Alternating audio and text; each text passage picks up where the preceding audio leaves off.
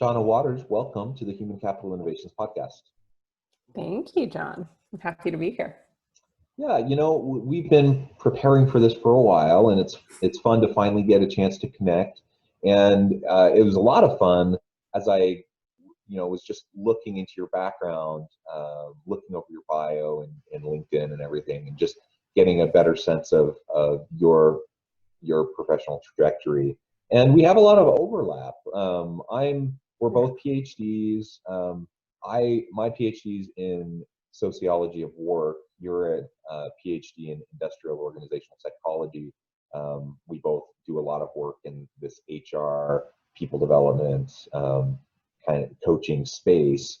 And anyways, I always find it fun when I find people who are doing similar types of things with similar but slightly different backgrounds. So anyways, Yeah, I think definitely. that's great. As we get started, before we launch into our conversation, I just wanted to share Shonna's bio with everybody. So Better Up VP of Behavioral Science, Shonna Waters,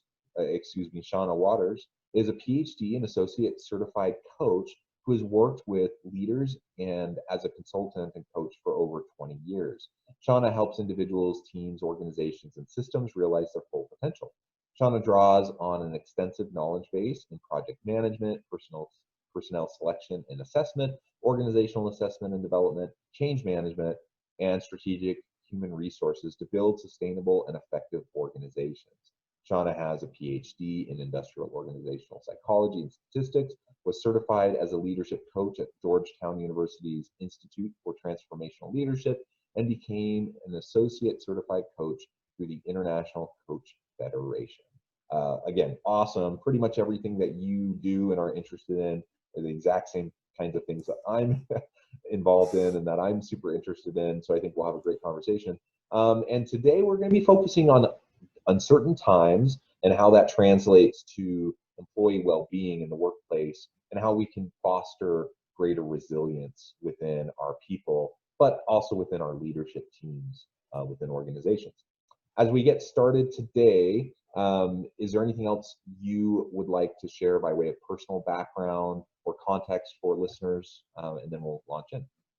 Yeah, well, John, you did the awesome, complete and always slightly embarrassing coverage of my professional career. So thank you for that. I guess what I'll add there is just, on the personal side of things, I'm also a mom of 3 girls ranging in age from 8 months. So yes, that's a COVID baby in February. All the way to my oldest will be 11 next year. And so virtual schooling and all the things associated with that. And I am, born, raised, and currently living in the Washington, D.C. area during election season. So hopefully I will, share research and evidence and what Better Up does in resilience and well-being, but also you'll see how this pursuit is really just healing thyself in all this. So. Well, that's great, and I love the DC area. I've been back for work probably a dozen times, and I always love going back to visit.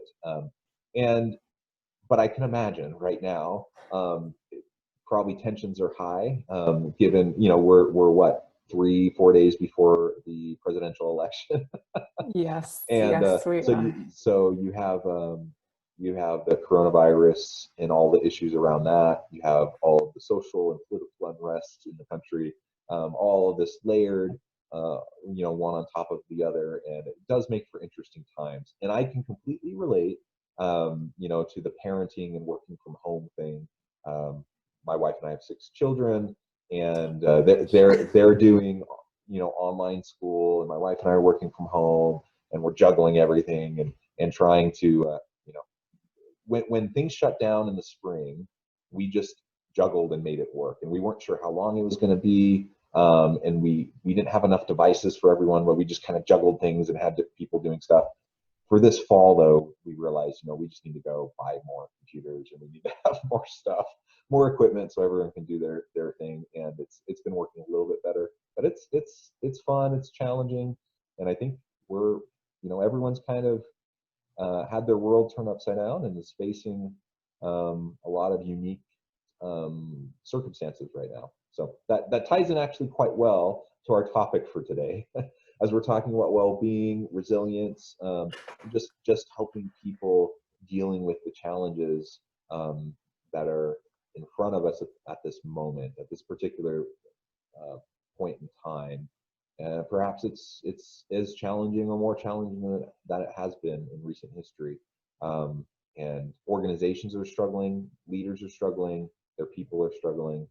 So what, as we launch in, like first of all, what does BetterUp do? How does your work at BetterUp help to address this kind of context that we're in? And then we can broaden it out a little bit more and talk about what we as leaders can do to help our people and to help ourselves practice self-care as well. Yeah, definitely. I think you're right. This is a really interesting point in history where it's never been clearer than it is today that change and stress are happening at multiple levels. It's the macro environment, it's organizational, and it's personal. And I think what's really interesting about where we are today in history is that, it's always been the case that those things were all interconnected, but if we don't realize that now, we probably never will, as there's literally no boundaries between our work lives and our home lives. So, at BetterUp, we are a mobile-based professional coaching company, and we work with some of the world's most recognizable brands, companies like Salesforce, Genentech, and Mars, to provide coaching to employees at any level. And so, what's unique about us is that we combine that with that world-class coaching with also like AI technology and behavioral science so that we can really drive outcomes like well-being and effectiveness for the whole workforce. So, Excellent. That's great. And important work, addressing an important gap. So I think that's great. So now let's zoom out a little bit and talk a little bit more big picture about the current context, how it relates to employee well-being and resilience, and what can we start to do. I do think people have been, we're 8 months into this, right? So people have been thinking along these lines, but there's also pandemic fatigue happening, and so even people who are functioning fairly well for an extended period of time, their energy and motivation might be waning. Perhaps, as we're in the third wave of spikes of cases, communities, are dealing with health risks, even heightened health risks more so than they had before. So how do we handle this? Yeah, that's a great question. And, I think when, so BetterUp has always studied resilience. I think it's something that's just kind of core to our mission of helping people, live with greater clarity, purpose, and passion, be their best selves and all of that. But when COVID hit, we decided to double down on research related to resilience and how to foster it, outcomes of resilience for organizations. And one of the things we found was that mental, physical, and social well-being are really key to building individual resilience. And I think that's something that we probably all know that at some level, but when you see the numbers around it, and it's the most resilient individuals are 40% more physically active. They have better quality sleep. They have 20% more social support, and that actually bolsters productivity and well-being, even at a time where nobody is immune. We're all affected by this. So it's not that resilient people don't hit setbacks, but they have all of these self-care and protective practices that help them recover and bounce back even better than they were before. So I think it's one of those things where, it's really hard when you're kind of holding everything together, especially, I can't even imagine 6 kids, John, like bless you and your wife. But you have to really create that space and discipline to make sure you are getting your physical, mental, social needs met, so that you can really, weather the storm and maintain productivity. So tell me a little bit more about the research you've been conducting around resilience. I think it was wise. Not only is it always been an important issue, it's more important than perhaps it's been in recent times. Plus, just with the nature of things and so many things going remote and uh, so many organizations just trying to find ways to be productive and leverage this opportunity. I think going into full force this research, I think, is really important. So tell us Yeah. a little bit more about that and some of the key findings from that research. Yeah, I'd be happy to. I mean, so we had two different data sources that we were relying on for this research. One was, a large representative sample of workers, at all companies. So regardless of whether, they had a relationship with BetterUp or not. And the other one was looking really at people who are BetterUp users, so our member database. And this gave us a really interesting sort of multifocal lens on tens of thousands of people across industries, different parts of the world, and really help us understand, like, why does resilience matter, and how do we improve it? So one of the findings I thought, was important is that resilience actually boosts the bottom line. And that is that companies with the highest growth and resilience demonstrate more than 3 times the annual revenue growth compared to those who grew the least in resilience. So I think that's important because, again, like we're still as a society coming to, really accept this notion that, these, it's not just technical skills and people can't just completely divide who they are at home from who they are at work. So, these proof points that really make that connection between what would previously be thought of as like softer skills and all of that with the bottom line. So that I think is important. The other thing we found is that resilience is a hidden source of innovation and growth. So, it probably makes sense if we stop and think that, it's hard to go above and beyond and really create new things if you're operating from a place of deficit. And that's what our data showed, was that, the people who are the most resilient workers are also the most innovative ones. They have 22% higher innovation than their peers, 19% higher cognitive flexibility, and then also higher team creativity. So I think, seeing the broad spectrum of the benefits that resilience can provide is important. But then finally, Sorry, sorry. really quick, can you talk a little bit more about that cognitive flexibility notion? Yeah. I think that's really important. Oh, you're right. I think that is, if there's one skill that we can all adopt that would probably make us, happier, more centered people, cognitive flexibility is it. And what that is, it's this notion that while we can't always control what happens to us, we can control how we view it and our response to it. So, I was actually in a women's luncheon the other day where, the speaker framed this as, instead of viewing, a situation as something being done to you, it's like, wow, this is being done for me. And like, what opportunity for growth does that present? And, even things like, again, if we shift from like, wow, this 2020 is a year that has just been terrible, to, wow, 2020 is teaching us some really important lessons. And what's the lesson that I can extract here? Even those little shifts and really building that mental habit and shifting our mindset towards opportunity has a huge impact on how we respond to our environment. Excellent. Thank you. And I interrupted you, so continue. Oh, no.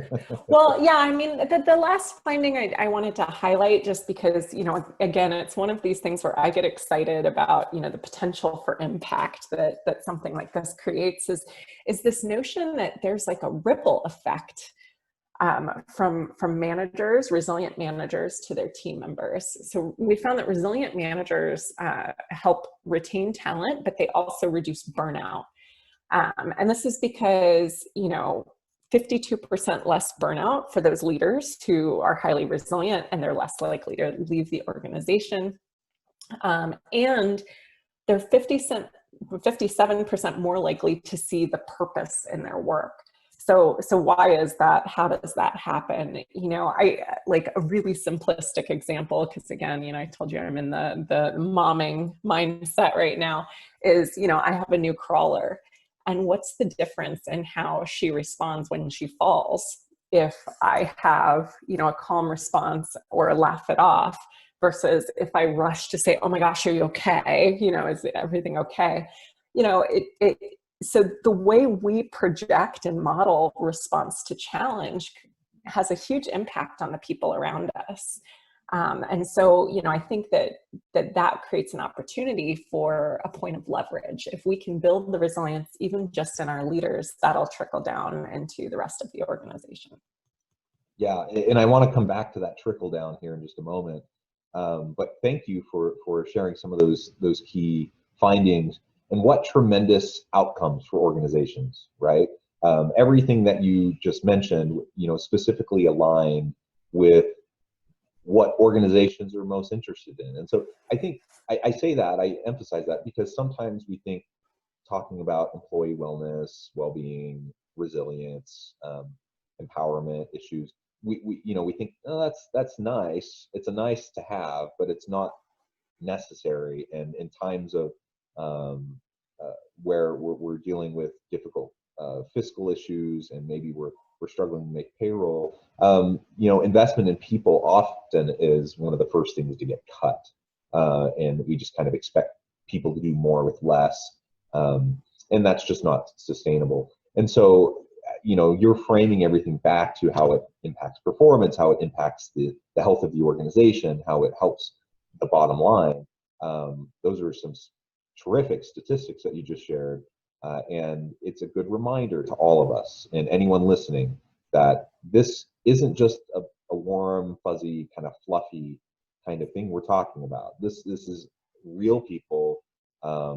And even if we set aside the human component of just like, let's be good to each other, let's treat each other with dignity and respect, let's value our people.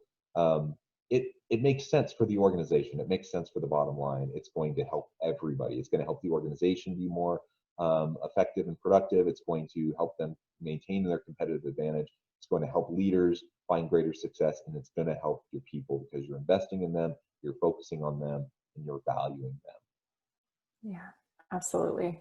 Yeah, I mean, I think it ends up being a really good news story about this, being able to see people's kids and pets in your Zoom meetings, right? Is that it's just hard to ignore the fact that, that has an impact on how focused you can be at work, and we've got to help people, adapt to that situation. Yeah, absolutely. So let's talk a little bit more about that trickle down effect, because we do need to create resilient cultures and environments that foster resiliency. And it doesn't just happen in a vacuum. I mean, it's not going to just emerge. Like, we need to create it. And so let's talk about how we do that and how leaders can start to model things in a way that can then translate down the line to their reports and even the frontline workers. Yeah, I mean, I think so. So there's a few things that I think are important here. One is, as I mentioned, you have to start with yourself first. And put on your own air mask. And that means that for you to lead through change and challenge, you've got to start by making sure that your own cup is full, that you're getting rest, that you're, taking care of yourself in terms of nutrition, you're getting some physical activity, and you're building time for social connection. Now, those things are also then critical to create the conditions for with your people. So it's important that they see you doing those things, and also that you're, having that conversation with them and creating the space even for, social connection at a time when we're all virtual.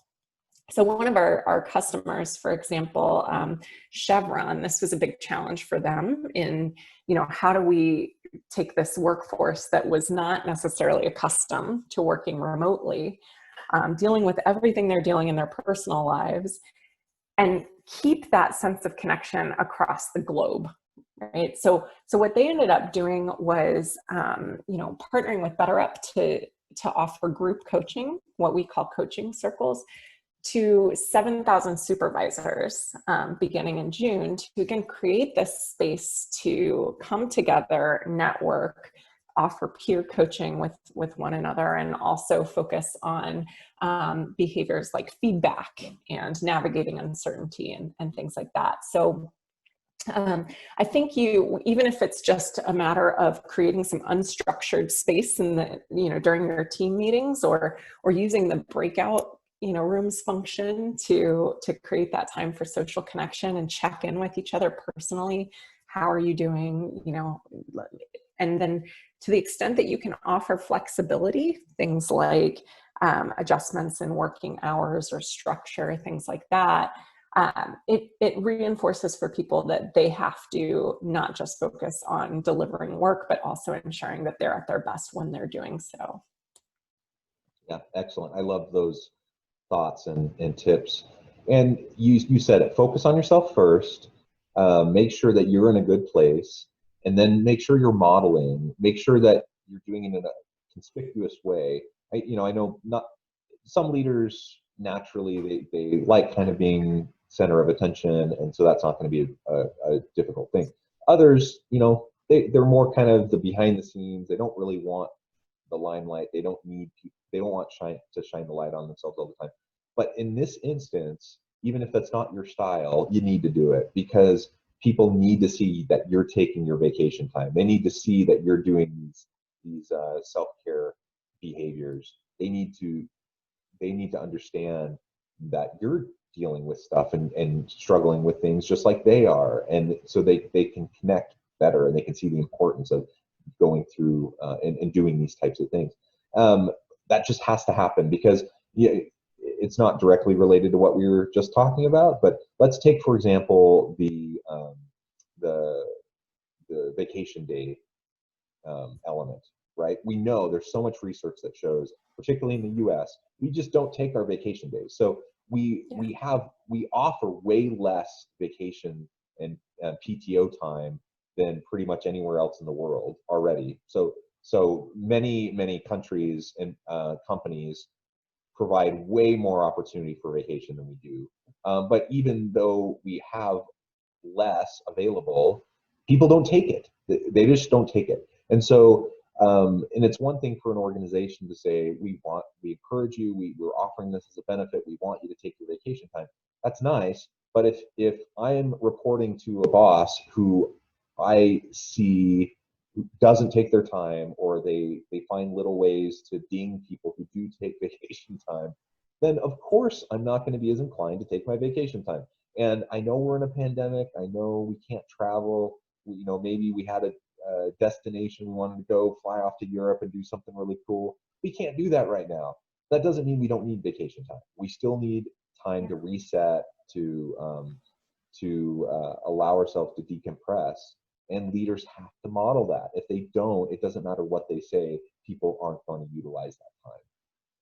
Yeah, you're so right. And I think it's one of those things where as a leader, especially a senior leader, it's really easy to get into sort of the savior mindset of like, well, I do want you guys to do it, but I can't, because, you feel such immense responsibility, and there's pressure to, especially when there's chaos and crisis, to kind of just keep charging through. And in fact, there's been some research that shows that it's actually at the most senior levels of leadership right now where burnout is becoming the highest, because people aren't taking that time off and recharging. And so, I think it's twofold. Like, yes, there's always that self-preservation aspect of like, I can't serve others if I'm not in a good place myself. But I think in addition, that building those norms that you're talking about, it's critical. And it doesn't matter how many times you tell me to take vacation, if I don't actually deep down believe that that is okay and encouraged and what you want me to do, I'm not going to do it. So, I mean, even I think little things like being aware of, what time am I sending emails? What time am I responding to Slack messages? Am I sharing back to the group when I did take time off, even if it was a staycation, you know, and talk about that in a way. So not seeing it as a, you know, being out in the limelight or being up front, but like, how can I be in service and empower, you know, the behaviors I'm hoping to see in self-care and others through, you know, being vulnerable and sharing that myself. Yeah, excellent. Well, Shonna, it has been a real pleasure. The time has flown by and we're just about out of time. But before we stop today, I wanted to make sure I gave you a chance to share with listeners a little bit more about how they can get connected with you, and give us the last word on this. What, you know, the importance of resilience. Yeah, definitely. Well, you can definitely reach out to me on LinkedIn, Shonna Waters. You can reach me at BetterUp, shonna.waters@betterup.co. Always happy to answer questions, engage in any of this. You know, I think what I want to leave you with is this concept that, you know, coaching and self-care, these are things that are like a mental fitness gym. You know, you can build and practice coping skills and resilience to meet unexpected challenges and stressors on the job and in life before you actually need them.